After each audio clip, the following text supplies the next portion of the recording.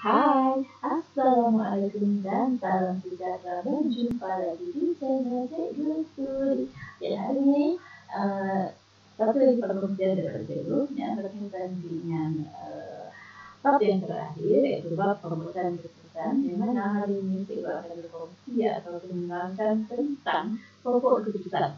Ya, latihan yang tidak terfokus kepada latih tubi untuk menakar pokok keputusan dan mengira jangkaan keuangan. Jadi untuk mengetahui ya bagaimanakah untuk menyelesaikan soalan berkaitan dengan pokok keputusan, kita jumpa sebentar lagi.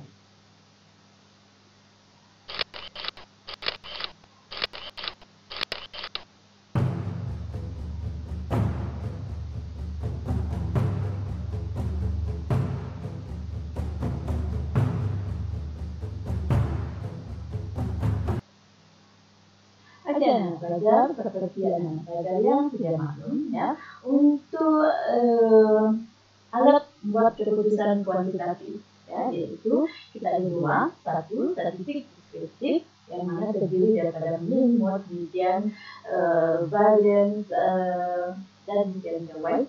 Kemudian yang kedua ini adalah berkaitan dengan pokok keputusan. Oke, yang mana pokok keputusan ini adalah satu gambar aja terbentuk pokok ya, yang mana akan digunakan apabila organisasi mempunyai dua atau lebih pilihan yang perlu dibuat. Oleh itu, maka pokok keputusan akan dibuat untuk membantu pihak organisasi mendapatkan keputusan yang terbaik berdasarkan penilaian jangkaan keuangan. Oke, jadi di sini ya kita ada soalan yang pertama ini, kalau anak pelajar lihat ya, soalannya sediakan jadwal dan lukis pokok keputusan berdasarkan alternatif syarikat Sunaidi Jutawan Sendirian Berhad. Jadi kemudian hitung jangkaan nilai keuangan bagi setiap keputusan tersebut. Dan yang ketiga, nyatakan keputusan yang sepatutnya diambil oleh pihak syarikat. Oke, untuk kita menyelesaikannya, itu dia soalan berkaitan dengan pokok keputusannya. Soalan yang pertama tadi, sediakan jadwal ya dan lukis pokok keputusan. Sebab apa? Sebab daripada soalan itu dia tidak sediakan jadwal. Jadi para pelajar kena sediakan terlebih dahulu jadwal. Oke.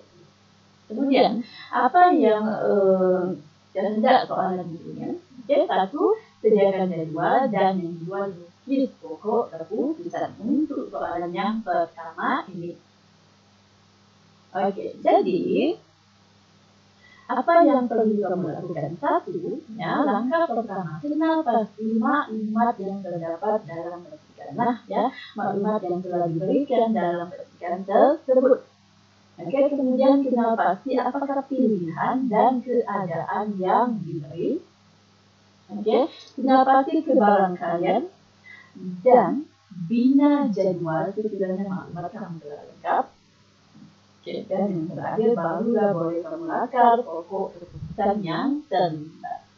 Oke, ini antara langkah yang perlu anak-anak pelajar lakukan apabila mendapat soalan seperti tadi, yang mana soalan itu dia tidak bagi jadwal dan membagi maklumat dalam pendidikan, dan pelajar yang menyediakan jadwal tersebut. Oke. Kita lihat kita lihat ke soalan yang pertama. Untuk menyediakan jadwal, ya, sebelum kamu melukis gambar raja pokok keputusan, kamu kenal pasti beberapa perkara. Oke, beberapa perkara itu adalah yang pertama, kamu sudah tahu apa pilihan, apa alternatif yang diberi, berapa pilihan, berapa alternatif yang ada dalam persikan ini. Oke, kalau kamu lihat di perenggan yang ketiga ini, dia telah tersebut punya alternatif. Alternatif ini dan merujuk kepada pilihan, ya, pilihan organisasi. Jadi pilihan di sini dia ada beberapa pilihan. Oke. Satu, membina kilang besar. Oke, kemudian membina kilang sederhana. Kedua, kemudian kilang kecil. Ketiga dan keempat, tidak membina kilang. Maknanya ada 4 pilihan.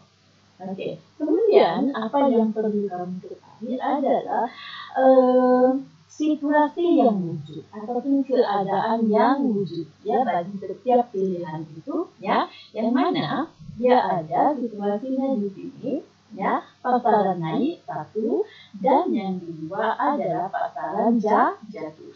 Ini adalah dua keadaan ataupun situasi yang akan wujud bagi setiap pilihan yang ada. Oke, seterusnya adalah kebarangkalian. Oke, di sini telah dinyatakan kebarangkalian pasaran naik adalah sebanyak 40% dan untuk pasaran jatuh adalah sebanyak 60%. Oke, jadi yang ini semua ini adalah dia punya jangkaan keuangan lah ya. Kalau kilang besar untung 100 jika pasaran naik, oke, kalau pasaran jatuh rugi sebanyak 90.000. Oke, kalau kilang sederhana untung pada pasaran naik akan untung 60.000 dan untuk pasaran jatuh dia akan rugi 10.000. Oke, kemudian untuk kilang kecil dalam situasi pasaran naik dia akan untung 40.000 dan sekiranya pasaran jatuh dia akan rugi 5.000. Oke, jika tidak buat apa-apa dia tidak untung dan tidak rugi lah. Oke, jadi seterusnya, kita sudah menapaki maklumat yang terdapat dalam petikan yang diberi. Seterusnya adalah ya apa yang perlu kamu lakukan. Oke, ini maklumat yang ada tadi ya. Pilihan keputusan ataupun alternatif tadi ada 4 ya. Bina kilang besar, bina kilang sederhana, kilang kecil dan tidak buat apa-apa. Oke, kemudian dua keadaan yang wujud atau situasi pasaran jatuh dan pasaran naik. Kemudian ada kebarangkalian 40% dan 60%. 60% untuk pasaran naik, 40 untuk pasaran jatuh ya, saya tidak silap tadi. Oke, jadi seterusnya maklumat kita telah lengkap, barulah kita boleh ya sediakan jadwal. Oke, yang mana jadwal kamu itu kalau daripada petikan yang diberi tadi dan maklumat yang telah teroleh, jadwal kamu akan beginilah ya. Satu, dia ada kolom untuk alternatif ataupun pilihan ataupun keputusan. Kemudian ada kolom untuk keuntungan jika pasaran naik. Dan kolom yang ketiga itu adalah keuntungan jika pasaran jatuh. Oke, kemudian di pilihan ini, ya tidak ada 4 pilihan utama di sini.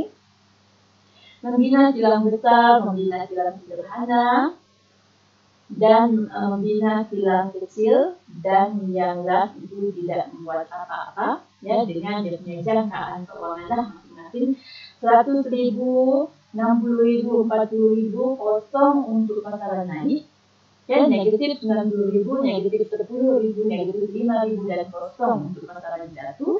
Kebarangkaliannya pula untuk pasaran naik 40% dan untuk pasaran jatuh 60%. Oke, jadwal kamu telah siap. Langkah yang seterusnya yang kamu kena lakukan adalah silakan pokok keputusan daripada jadwal yang ada. Oke, untuk melakukan pokok keputusannya, apa yang kamu kena tahu? Simbol peta segi ini menandakan pilihan. Oke, menandakan pilihan. Jadi kemudian dia akan wujud cabang. Jadi cabang-cabang di peta segi 4 ini dinamakan sebagai cabang pilihan. Jadi pilihan yang pertama tadi kita ada membina kilang besar, kemudian membina kilang sederhana, kemudian membina kilang kecil, dan yang terakhir tidak membuat apa-apa. Jadi maknanya untuk peta pilihan itu akan wujud 4 cabang, ya, 4 cabang pilihan. Kemudian, ya, setelah kamu melakukan 4 cabang itu, ya, maka kamu lihat ini yang bentuk bulat ini ataupun oval. Jadi ini adalah namanya simbol ataupun peta keadaan ataupun situasi. Yang mana maksudnya untuk setiap cabang ini akan wujud 2 situasi. Ya, jadi akan ada cabang keadaan 1 yaitu pasaran naik, dan cabang yang kedua yaitu pasaran jatuh, ya, yang mana dengan jangkaan keuangan dan kebarangkaliannya dimasukkan di sini. Untuk pasaran naik 100.000 dengan kebarangkalian 0,4, kemudian pasaran jatuh negatif 90.000 dengan kebarangkalian 0,6. Ya, begitu juga untuk pilihan yang kedua, dua keadaan pasaran naik dengan RM 60.000, ya, kebarangkalian 0,4, pasaran jatuh, oke, negatif 10.000 dengan kebarangkalian 0,6, oke, seterusnya pilihan yang ketiga, pasaran naik, ya, dengan kebarangkalian 40, dengan jangkaan keuangan sebanyak 40.000 dan kebarangkalian 0,4, dan pasaran jatuh dengan jangkaan keuangan negatif 5.000 dan kebarangkalian 0,6. Tidak membuat apa-apa, dia tidak akan ada keuntungan ataupun kerugian. Oke, jadi lakaran gambar raja kami ini telah selesai, ya, hampir selesai. Jadi yang pertama tadi jadwal siap, kemudian lakar pokok kebutuhan. Oke, seterusnya, ya, untuk soalan yang seterusnya adalah dia minta kamu untuk menghitung jangkaan keuangan. Oke, menghitung jangkaan keuangan. Bagaimana kamu menghitung jangkaan keuangan? Oke, di sini, ya, formulanya untuk membina kilang besar, ya, kamu akan tambahkan jangkaan keuangan daripada dua situasi yang muncul, ya, pasaran naik tambah dengan pasaran jatuh, ya, yang mana dia akan beginilah, kamu ambil jangkaan keuangan untuk pasaran naik serta kebarangkaliannya ditambahkan dengan pasaran jatuh dengan jadinya kebarangkalian. Jadi kamu akan dapat RM 100.000 didarabkan dengan 0,4 tambah, oke, jangan lupa ya, untuk yang pasaran jatuh itu dia negatif, ya, negatif RM 90.000 darab 0,6. Oke, kamu akan dapat RM 40.000 tambah negatif 54.000. Maka untuk membina kilang besar, organisasi ini akan mendapat kerugian sebanyak 14.000. Oke, untuk pilihan yang kedua pula, ya, kilang sederhana sama juga, pasaran naik tambah dengan pasaran jatuh, ya, pasaran naik 60.000 darab 0,4 tambah negatif 10.000 darab 0,6. Oke, kamu akan dapat RM 24.000 ditambah dengan negatif 6.000, jadi maknanya kita tolakkan, maka kamu akan dapat RM 18.000 untuk membina kilang sederhana. Manakala untuk pilihan yang ketiga membina kilang kecil, ya, RM 40.000 darab 0,4 tambah negatif 5.000 darab 0,6, kamu akan dapat RM 16.000 tambah dengan negatif 3.000, maka hasilnya untuk membina kilang kecil adalah sebanyak RM 13.000. Oke, itu tidak membuat apa-apa, kosong lah, ya, RM kosong, tiada untung, tiada rugi.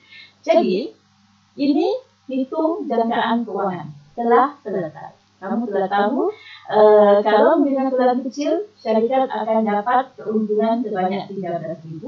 Kalau membina kilang sederhana, syarikat akan mendapat keuntungan sebanyak berapa tadi. Dan kalau membina kilang besar, syarikat akan mendapat kerugian. Kerugian kan tadi. Oke, jadi untuk jawaban atau soalan yang terakhir, keputusan yang diambil oleh syarikat.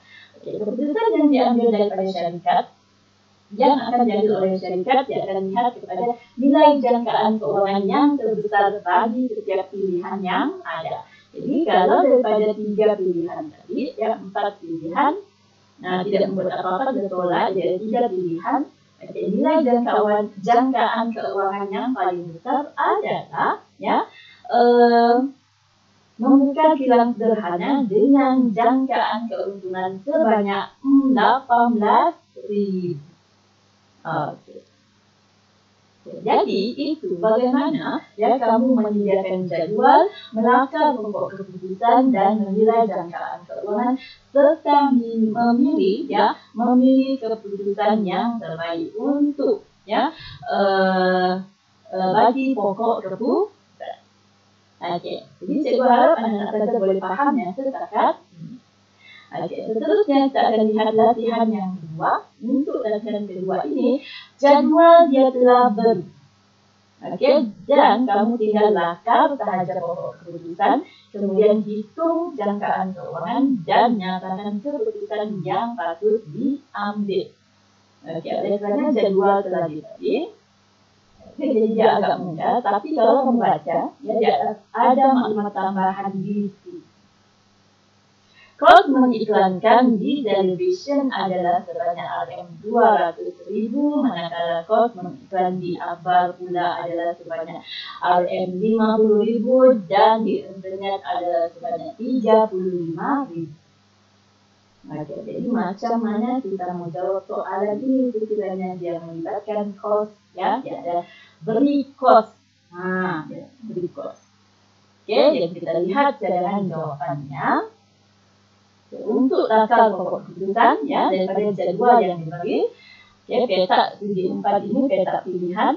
Kemudian tadi ada 3 pilihan, ya, ada 3 pilihan, maknanya ada 3 cabang lah kamu kena keluarkan. Cabang yang pertama adalah iklan di TV, yang kedua iklan di akhbar, dan yang ketiga itu adalah iklan di internet. Jadi untuk setiap pilihan ini, dia akan wujud 2 keadaan di situ. Ekonomi berkembang dengan jangkaan keuangan 800.000, yang mana kebarangkaliannya 0,6. Ekonomi meleset, Rm negatif 200.000 dengan kebarangkalian 0,4. Iklan di akhbar, ekonomi berkembang dengan jangkaan keuangan 500.000 dengan kebarangkalian 0,6. Ekonomi meleset dengan negatif 300.000, ya, kebarangkaliannya 0,4. Iklan di internet, ekonomi berkembang, jangkaan keuangan Rm400.000 dengan kebarangkalian 0,6. Ekonomi meleset, jangkaan keuangan negatif 75.000 dengan kebarangkalian 0,4. Jadi lakaran pokok keputusan. Seterusnya adalah penyeraan jangkaan keuangan. Macam yang awal tadi, ya, kita tambahkan saja 2 keadaannya, ekonomi berkembang tambah dengan ekonomi meleset, yang mana kau masukkan saja nilai jangkaan keuangan didarabkan dengan kebarangkalian yang diberi. Jadi untuk iklan television, ya, Rm800.000 didarab dengan 0,6 tambah negatif Rm200.000 didarab dengan 0,4, kamu akan dapat Rm480.000 tambah negatif Rm80.000. Oke, jadi hasil yang akan kamu perolehi adalah 400.000. Tetapi disebabkan iklan di television ada kos sebanyak 200.000, maka kamu kena tolak dengan kos tersebut. Oke, jadi kamu akan dapat hasil akhir untuk iklan di television adalah sebanyak Rm200.000. Ya, sekiranya soalan itu ada kos, maka kamu kena tolak hasil yang kamu dapat itu dengan kos yang terlibat. Oke, yang kedua iklan di akhbar. Oke. Rm500.000 didarab dengan 0,6 tambah negatif Rm300.000 didarab dengan 0,4. Oke, kamu akan dapat Rm300.000 tambah negatif 120.000. Maka hasilnya kamu akan dapat Rm180.000 ditolak dengan kos yang terlibat sebanyak 50.000. Dan hasil akhirnya adalah sebanyak 130.000. Oke, seterusnya, ya, iklan di internet. Oke, Rm400.000 darab dengan 0,6 tambah negatif Rm75.000 darab dengan 0,4. Oke, maka kamu akan dapat Rm240.000 tambah negatif Rm30.000, maka hasil akhirnya kamu akan dapat Rm210, tetapi perlu ditolakkan dengan kos sebanyak 35.000, maka hasil akhirnya adalah 175.000. Jadi untuk yang iklan di Yang pertama, kamu dapat 200.000, kemudian iklan di Akbar kamu dapat RM 130.000 dan iklan di internet kamu dapat 175.000. Jadi, pilihan untuk syarikat ini adalah mengiklankan di televisi dengan jangkaan keuntungan sebanyak RM 200.000. Nah, boleh ya? Ya, kalau kamu sudah paham yang mana pilihan, yang mana keadaan, ya, macam mana mau kira jangkaan keuangan, sangat mudah ya untuk kamu lakukan keputusan dan kira jangkaan keuangan.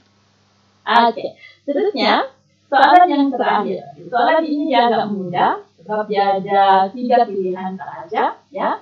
Satu, meningkatkan strategi promosi, dan yang kedua membuka cawangan, dan yang ketiga itu tidak membuat apa-apa. Jadi dia agak simpel lah ya.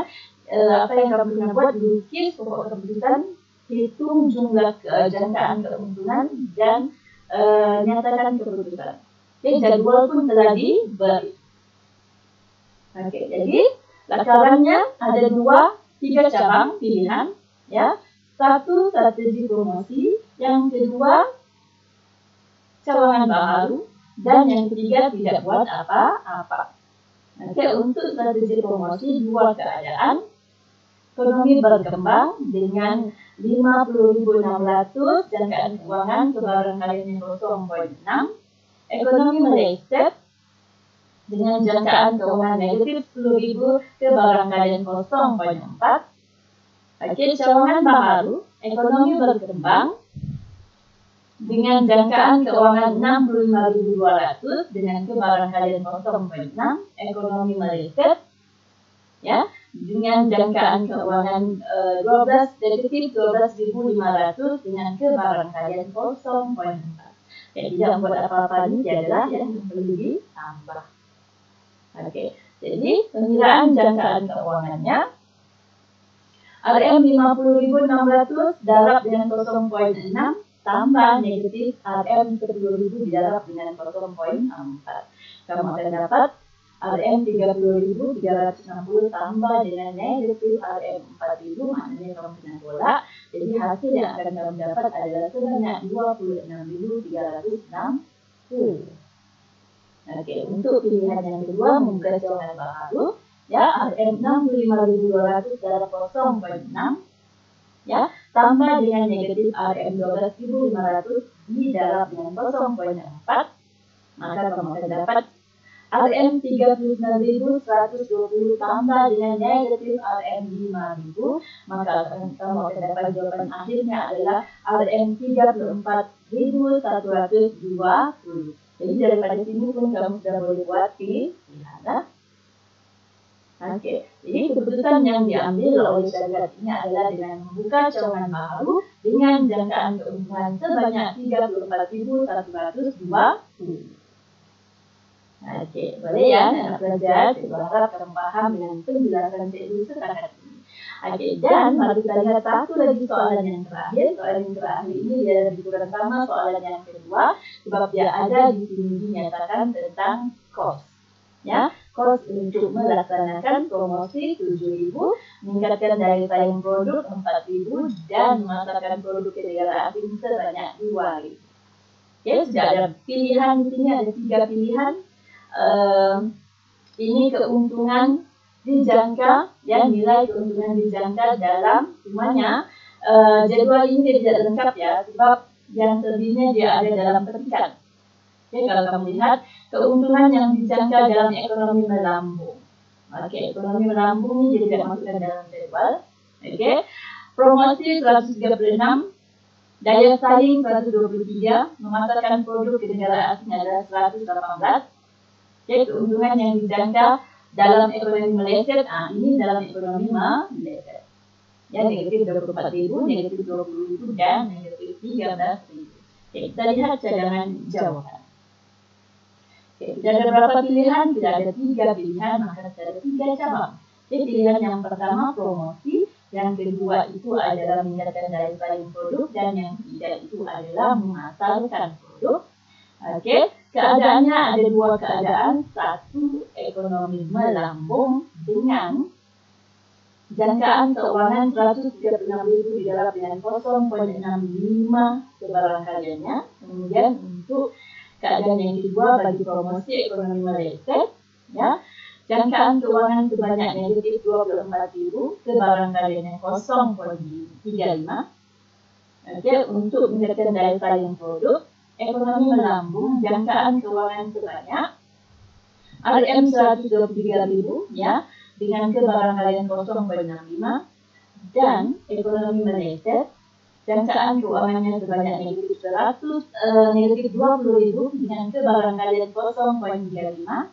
Oke, memasarkan produk dalam ekonomi melambung, ke jangkaan keuangannya sebanyak RM 118.000 dengan kebarangkalian 0,65, dan ekonomi meleset 13.000 dengan kebarangkalian 0,35.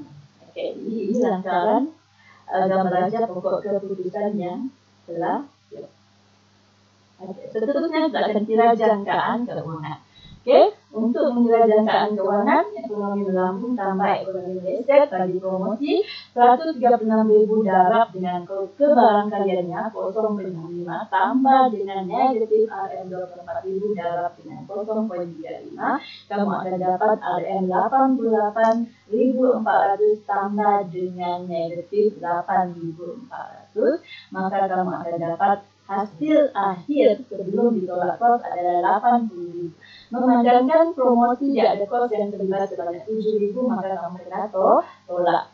Oke, oleh itu hasil akhir yang akan kamu perolehi sekiranya kamu melaksanakan promosi adalah sebanyak RM 73.000. Oke, untuk pilihan yang kedua meningkatkan daya saing, RM 123.000 darab dengan 0,65 tambah negatif RM 30.000 darab dengan 0,35.